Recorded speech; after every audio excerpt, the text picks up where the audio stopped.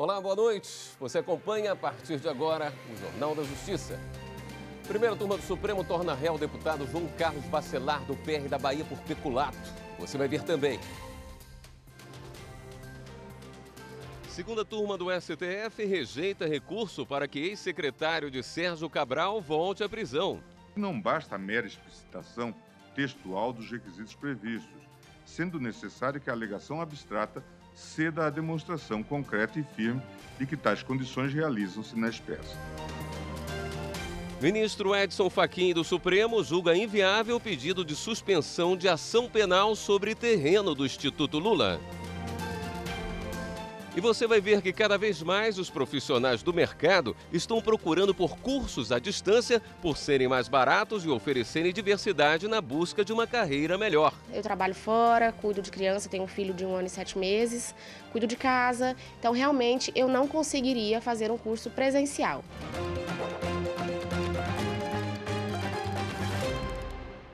Na sessão de hoje da primeira turma do Supremo, os ministros tornaram réu o deputado federal João Carlos Bacelar. Ele é acusado de usar verba de gabinete para pagar salário a uma sócia e a uma empregada doméstica. A repórter Viviane Novaes acompanhou e tem os detalhes. Viviane, no caso, qual foi o crime cometido? Boa noite para você. Boa noite para você, William. Boa noite para todo mundo. Olha, nesse caso, o deputado federal João Carlos Bacelar é acusado de crime de peculato, previsto no artigo 312 do Código Penal. Em outras palavras, é desvio de dinheiro público por funcionário público. E segundo a denúncia, ele teria cometido esse crime de forma repetida, 158 vezes, desde o primeiro mandato, que começou em 2007. E por isso, ele se tornou réu aqui no Supremo Tribunal Federal. Vamos ver na reportagem. O deputado federal João Carlos Bacelar, do PR da Bahia, está no 4º mandato na Câmara. Segundo a Procuradoria-Geral da República, o parlamentar contratava a sócia dele em uma construtora, Norma Ventura, e a empregada doméstica como secretárias parlamentares no gabinete em Salvador. Mas elas não trabalhavam no local.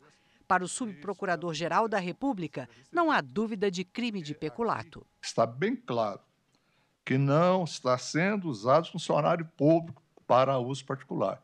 Ao contrário, está se usando a administração pública para pagar salários de empregados particulares.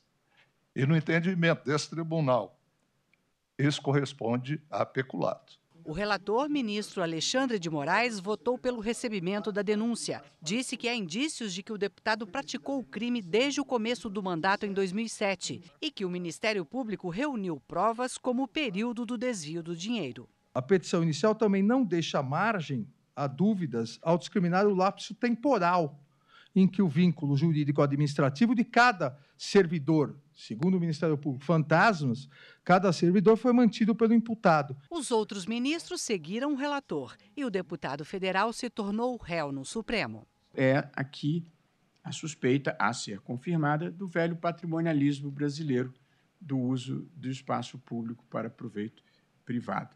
Enfatizando, que também já aqui se fez, que o recebimento da peça acusatória e a deflagração da ação penal não implica conclusão quanto à responsabilidade criminal dos agentes, né, sendo apropriada ao escrutínio exauriente das condutas imputadas aos denunciados, a fase de instrução criminal, na qual lhes serão oportunizados todos os meios de defesa previstos na legislação. E quem acompanhou também os trabalhos da primeira turma hoje no Supremo foi a consultora jurídica Karina Zucolotto. Nós vamos falar com ela. Boa noite, Karina. Boa noite, William. Ainda dentro desse assunto do caso do deputado, o ministro Marco Aurélio pediu um desmembramento do caso, não foi? Foi aceito?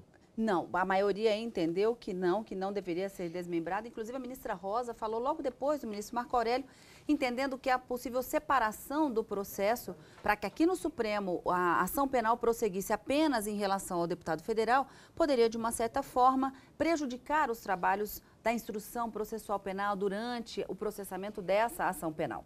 Mas o ministro Marco Aurélio, no início do seu voto, ele sugeriu que permanecesse aqui no Supremo a ação apenas contra o deputado federal para fazer cumprir o que é previsto na Constituição Federal, naquilo que se trata da chamada prerrogativa de foro em razão da função. O Supremo é o órgão do Poder Judiciário a quem compete processar e julgar deputados federais, senadores da República e algumas outras autoridades previstas na Constituição. Então, para o ministro Marco Aurélio, deveria permanecer aqui no Supremo a ação penal apenas contra o deputado e não contra a sua sócia, mas ficou vencido nesse ponto pelos ministros. O ministro Marco Aurélio sugeriu ainda que fosse, caso vencido nessa parte do desmembramento, mantidos os 2 réus aqui no Supremo Tribunal Federal, fosse oportunizada a defesa de ambos os réus, a partir de agora recebida a ação penal, que houvesse o prazo em dobro para a apresentação da defesa prévia, já que se tratavam de 2 réus e 2 advogados e procuradores diferentes. Mas esse ponto também não foi absorvido pela maioria no plenário, que acabou recebendo a ação tanto contra a sócia tanto quanto o parlamentar federal, e agora a ação penal prossegue em relação aos 2, da forma como recebida no voto divergente do ministro Alexandre de Moraes. Voto divergente não, perdão, ele é o relator desse inquérito. Certo. Os ministros também julgaram um caso que, a princípio, se tratava de uma invasão de domicílio por policiais que pretendia o trancamento dessa ação. Como é que foi esse caso aí? Tratava-se de um habeas corpus e o principal argumento para buscar o trancamento da ação penal do paciente que está preso era justamente o fato de que as provas teriam sido colhidas, ele acusado de tráfico de drogas e associação para o tráfico, que essas provas teriam sido obtidas de forma ilícita, já que os policiais teriam invadido a sua residência sem um mandado, uma ordem judicial.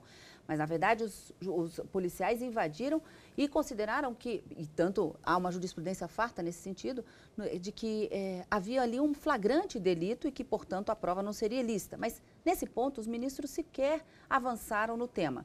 O ministro Marco Aurélio, relator desse habeas corpus, mais o ministro Luiz Roberto Barroso, entendiam que ele deveria ser colocado em liberdade, portanto, concediam a ordem nesse habeas corpus, por excesso de prazo na prisão, sem formação de culpa, ou seja, ele já está preso há mais de 7 meses e 11 dias, não tem formação da culpa, possibilitando, portanto, que ele respondesse ao processo em liberdade. Mas esse não foi o posicionamento que prevaleceu na primeira turma.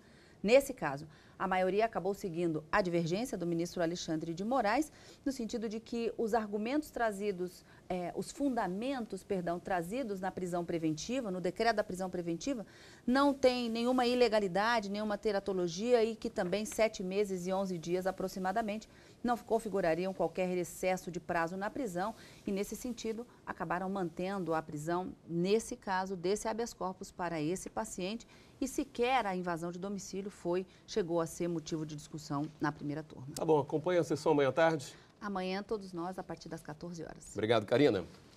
E depois de falar dos julgamentos da primeira turma, nós vamos agora conversar ao vivo com o repórter Leandro de Souza, que acompanhou a sessão da segunda turma do Supremo Tribunal Federal. Os ministros analisaram hoje recursos relacionados a casos de corrupção no Rio de Janeiro. Leandro já está aqui com a gente. Boa noite, Leandro. Boa noite, William. Ainda sem a presença do ministro Celso de Mello, que está afastado por problemas de saúde, os ministros analisaram 2 agravos regimentais que foram interpostos pelo Ministério Público contra 2 habeas corpus concedidos pelo ministro Gilmar Mendes em 2 processos de corrupção no Rio de Janeiro. Acompanhe na reportagem. A sessão da segunda turma começou com a análise de recurso do Ministério Público Federal para restabelecer a prisão preventiva do ex-secretário de Obras do Estado do Rio de Janeiro, Hudson Braga. Ele foi preso em 2016 durante a Operação Calicut da Polícia Federal. No ano seguinte, foi condenado a 27 anos de prisão por envolvimento em esquema de corrupção relacionado a obras da Copa de 2014.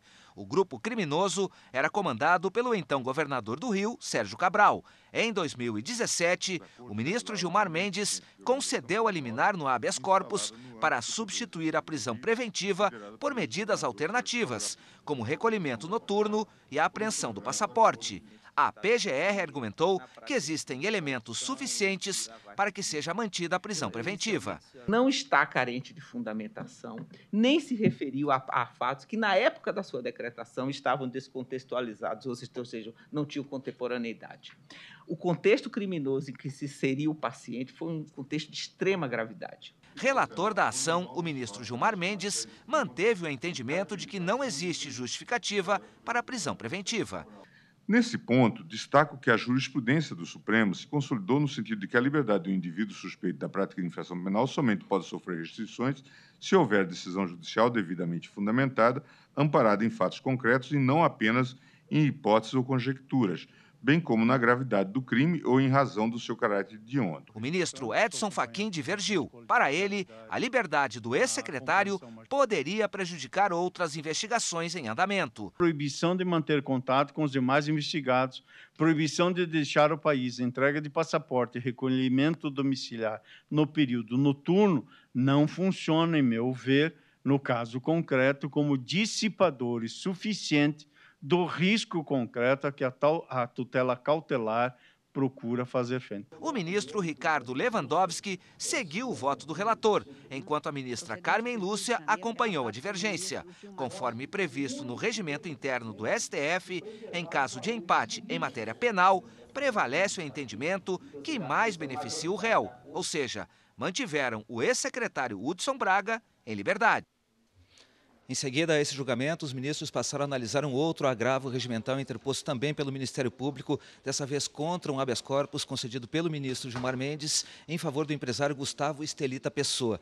Ele foi acusado de participar de um esquema de corrupção e desvio de dinheiro na Secretaria de Saúde do Estado do Rio de Janeiro. Segundo o Ministério Público, a prisão se faria necessária porque Estelita continuou a receber propina mesmo depois de preso. Mas o resultado desse julgamento foi semelhante ao anterior e acabou beneficiando o empresário. William. Obrigado, Leandro. E veja a seguir as dicas para você ficar em dia com o IPVA do seu veículo. Eu volto em instantes. Continue com a gente. Justiça para mim é democracia, é respeitar a opinião de todos e todas as pessoas.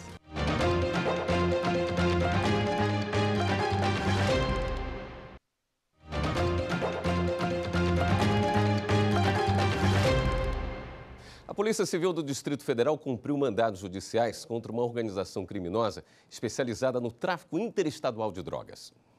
12 pessoas foram presas. Segundo as investigações, o grupo traficava drogas sintéticas entre Florianópolis e Brasília. Os policiais também cumpriram busca e apreensão em 16 endereços ligados à organização. Com os membros, foram encontrados dinheiro, armas, munições, balanças de precisão, além de grande quantidade de êxtase, LSD, maconha e cocaína. Eles costumavam construir imóveis ou adquirir imóveis e colocar em nome de laranjas, como uma forma de ocultar esses valores oriundos do tráfico de droga, e por isso responderão, além do tráfico de drogas e da associação para o tráfico, também pelo crime de lavagem de dinheiro, podendo pegar esses condenados mais de 30 anos de prisão.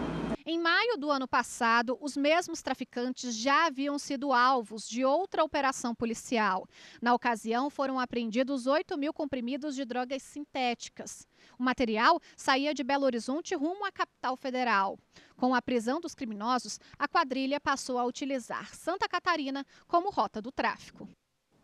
O IPVA, Imposto sobre a Propriedade de Veículos Automotores, deve ser pago anualmente durante o processo de renovação do licenciamento do veículo. É uma taxa estadual e, por isso, tem regras específicas em cada região.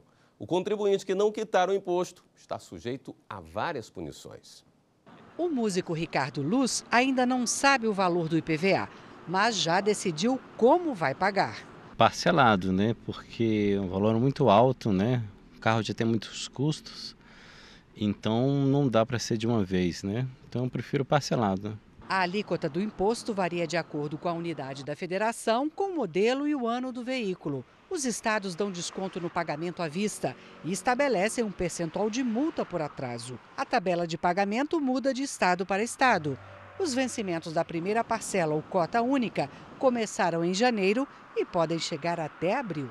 O dinheiro do IPVA não é destinado a uma área específica. Isso é vedado pelo artigo 167 da Constituição Federal. Os estados e o Distrito Federal usam o valor arrecadado como quiser, em custeio e investimento. O boleto que a gente recebia em casa está com os dias contados. A maioria das unidades da federação orienta o contribuinte a tirar a guia pela internet, na Secretaria de Fazenda, em postos de atendimento e em alguns bancos. Com essa medida, no Distrito Federal, a estimativa para este ano é de uma economia de R$ 3 milhões em papel e envio pelos Correios. O contribuinte que não quitar o imposto está sujeito a várias penalidades. A primeira delas é não reunir as condições para ter o veículo licenciado pelo órgão de trânsito, que é quem tem o o poder de polícia de restringir a utilização desse veículo e efetivamente ter o veículo apreendido. Uma segunda sanção seria no ano seguinte ver a dívida inscrita em dívida ativa. Veja a seguir, ministro Edson Fachin do Supremo julga inviável pedido de suspensão de ação penal sobre terreno do Instituto Lula. É assegurar os nossos direitos, nos dar uma certa segurança.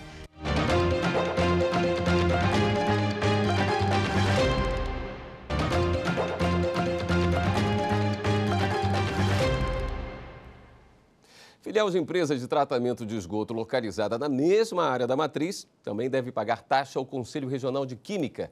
O entendimento é do Superior Tribunal de Justiça. O Certificado de Anotação de Função Técnica, AFT, é um documento necessário para que os profissionais assumam a responsabilidade técnica pela atividade química desenvolvida por prestadores de serviços. A obrigatoriedade desse pagamento está ligada à necessidade de registro no Conselho Profissional, o que implica pagamento de taxa específica. O Tribunal Regional Federal da 4ª Região havia considerado que a Companhia Catarinense de Águas e Saneamento não estaria obrigada a arcar com a expedição de AFT para uma das filiais. Segundo o tribunal, a atividade da filial que está localizada no estado da matriz estaria isenta do pagamento porque as duas estão em território coberto pelo mesmo Conselho Regional. Mas no STJ, os ministros da 2ª turma aceitaram o recurso do Conselho Regional de Química e concordaram com a cobrança. O relator do caso, ministro Og Fernandes, destacou precedentes do STJ no sentido de que a taxa está vinculada à atividade básica ou à natureza dos serviços prestados, independente da efetiva expedição de certidão por parte do Conselho. Dessa forma, o ministro ressaltou que, se o registro no órgão fiscalizador for obrigatório, o pagamento da taxa também será exigido. Você já ouviu falar no ID Jovem? O documento emitido pelo governo federal garante aos jovens de baixa renda direito ao pagamento de meia entrada em eventos culturais e esportivos. O benefício se estende ainda a passagens gratuitas ou com desconto em viagens interestaduais. Daniel saiu de Buritizeiro, no norte de Minas, para estudar em Belo Horizonte. Tinha ouvido falar do ID Jovem, mas não sabia como utilizar. E quando eu vim aqui para Belo Horizonte e comentei com um dos meus amigos, eles falaram, não, mas eu tenho e tal, utilizo bastante. Aí foi através deles que eu fiquei sabendo um pouco de como que funcionava esse programa, né? O ID Jovem parece, mas não é um programa de governo.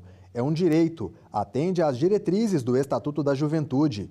Regulamentado pela Lei 12.852, o texto assegura o acesso à cultura, à mobilidade e ao território. Esses direitos têm o transporte interestadual, né, gratuito, até 2 assentos por ônibus são voltados para gratuidade de jovens.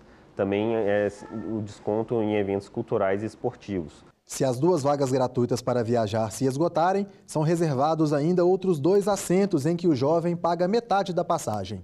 O programa também garante isenção em concursos públicos e vestibulares.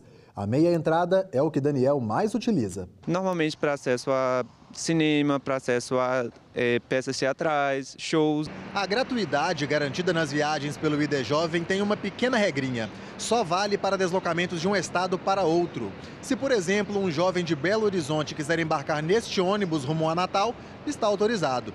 Já viagens entre municípios do mesmo estado não são cobertas pelo benefício. Para ter o ID Jovem, é preciso procurar o Centro de Referência de Assistência Social mais próximo.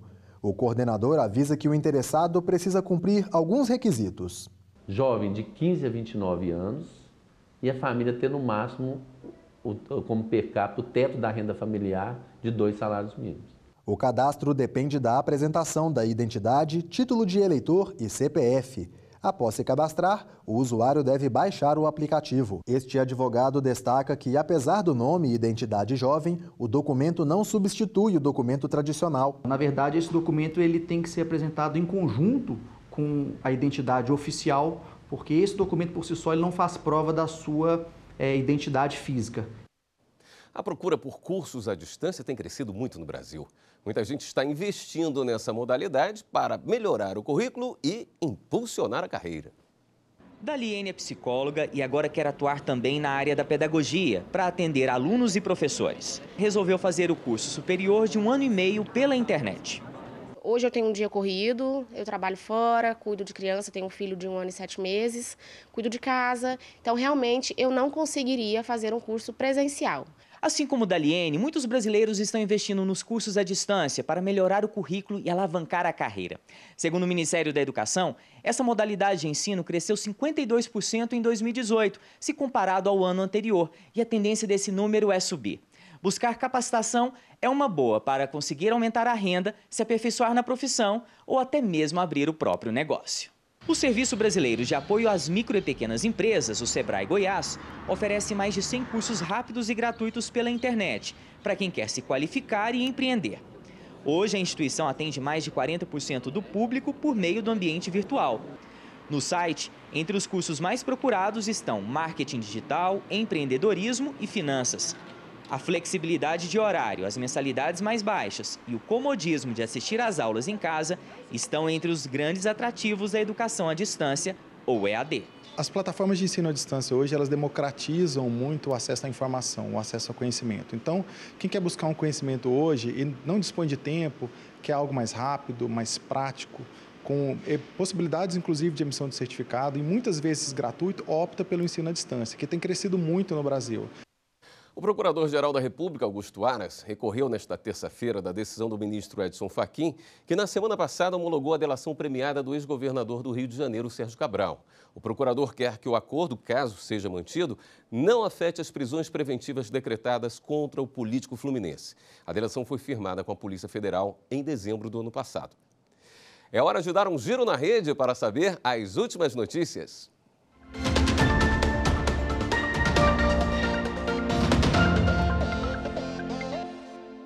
Vamos então até a redação do Jornal da Justiça falar com a repórter Fernanda Porto, que tem as informações. Boa noite, Fernanda.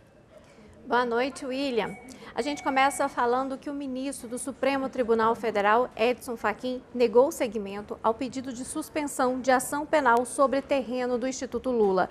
Os advogados do ex-presidente questionavam a legalidade de provas.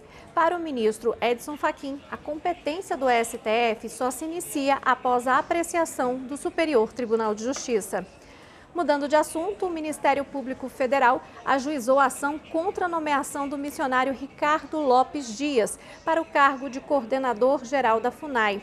A nomeação foi feita depois de alteração no regimento interno, que excluiu a exigência do critério de ser um servidor de carreira. E o giro fica por aqui. Você em casa, para rever essas e outras notícias do Poder Judiciário, é só ir lá no YouTube e digitar TV Justiça Oficial. William. Obrigado pelas informações, Fernanda. E o Jornal da Justiça termina aqui. A gente deixa um convite para você. Mande seu recado ou sugestão de reportagem para o nosso WhatsApp.